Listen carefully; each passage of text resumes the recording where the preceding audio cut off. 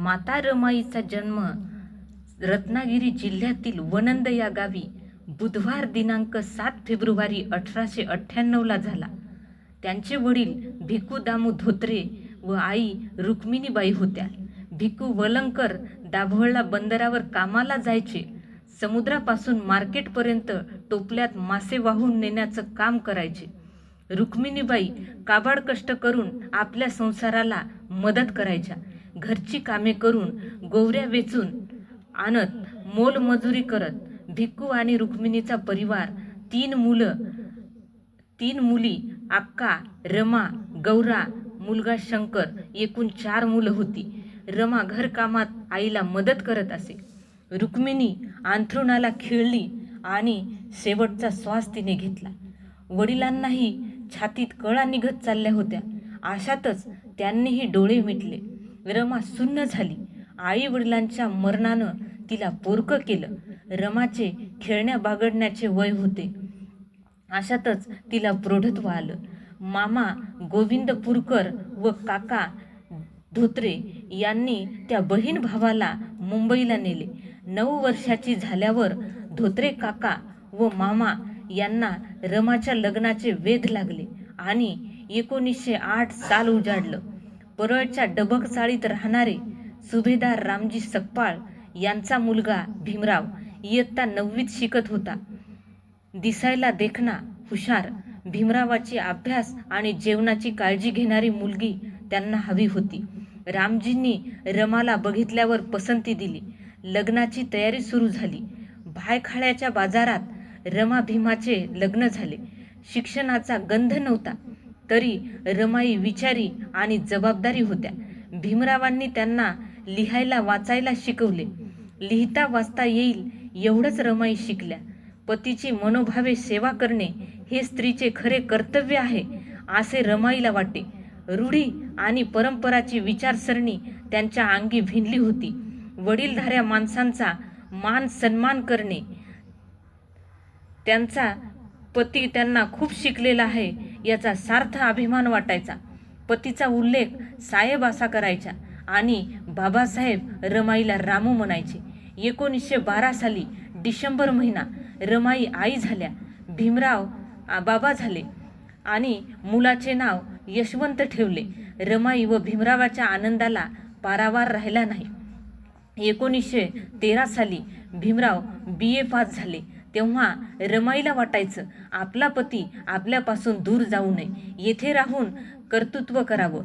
पण भीमरावाला स्वाभिमानी जीवन जगून एक नवा समाज घडवायचा होता. समाजामध्ये क्रांती घडवण्याचा त्यांनी निर्धार केला होता. वडिलांसारखे सासरे गेल्यावर रमाई एकट्या पडल्या, पण घाबरल्या नाही. त्यांनी घरातील सर्व जबाबदारी खंबीरपणे पार पाडली.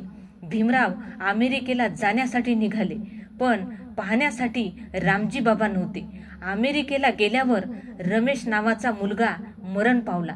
रमाईवर दुःखाचा डोंगर कोसळला आणि नंतर आनंदराव व मुलगा गंगाधरही. असं एकामागून एक संकटे आली, तरी रमाईने हिमतीने संसाराचा पसारा सांभाळला आणि येणाऱ्या संकटाचा सामना केला.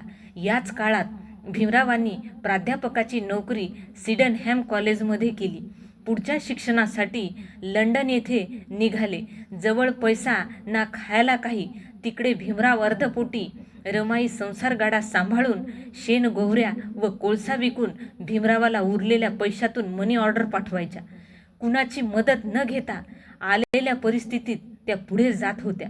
लंडनमधील अभ्यास करून भीमराव भारतात येतात. भीमरावाचा स्वागत सत्कार असतो. रमाईला नेसायला लुगडंही नसते. त्यावेळी एका सत्कारात शाहूराजांनी भीमरावाला जरीचा फेटा दिला होता. तो फेटा नेसून रमाई सत्काराला जातात. त्या प्रज्ञासूर्य त्या बाबासाहेबांच्या डोळ्यात अश्रू दाटून येतात. रमेश, गंगाधर, इंदू, राजरत्न अशा एका पाठोपाठ जाण्यानं आणि कष्ट उपसतच रमाई खूप अस्वस्थ होतात. दरम्यान त्यांची प्रकृती खूप खालावते. रमाई एवढ्या दारिद्र्यात राहिल्या, पण कुणापुढे कधी त्यांनी हात पसरला नाही का पतीकडे कसले हट्ट केले नाही. रमाईच्या त्या त्यागामुळे बाबासाहेब भारताचे आणि बहुजनांचे शिल्पकार झाले. 1925 महाड सत्याग्रहाच्या वेळी, 1932 पुणे कराराच्या वेळी बाबासाहेबांना खुनाच्या धमक्या आल्या.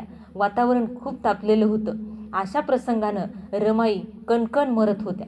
बाबासाहेबांच्या काळजीनं रमाईचं मन तडफडत होतं. रमाई अस्वस्थ झाल्या. अशातच बाबासाहेबांनी रमाईला हवापालट होण्यासाठी वराळे यांना सांगितले. रमाईला धारवाडला घेऊन जाण्यासाठी वसतिगृहात रमाईला नेले. मुलांना काही खायला नव्हते, तर रमाईने आपल्या हातातील सोन्याच्या बांगड्या काढून दिल्या. वान सामान आणून रमाईने स्वतःच्या हाताने मुलाला जेवण बनवून खाऊ घातले. मुलांच्या चेहऱ्यावरचा आनंद पाहून रमाईला खूप बरे वाटले. रमाईच्या त्यागाचं मोजमाप करता येणार नाही. वादळासम पतीला खूप सामर्थ्यानं रमाईने साथ दिली, पण रमाईच्या आयुष्यात मात्र कायम दुःख आणि कष्टच राहिले. बाबासाहेबांनी नामवंत डॉक्टराकडून त्यांचा इलाज सुरू केला, पण आजारात सतत चढ उतार 4 महिने सुरू होता. डॉक्टरांनी सांगितलं की रमाईला क्षयानं विळखा घातला. या क्षयानं रमाईचं शरीर घटलं आणि रमाईचं पूर्ण रक्त आटलं होतं.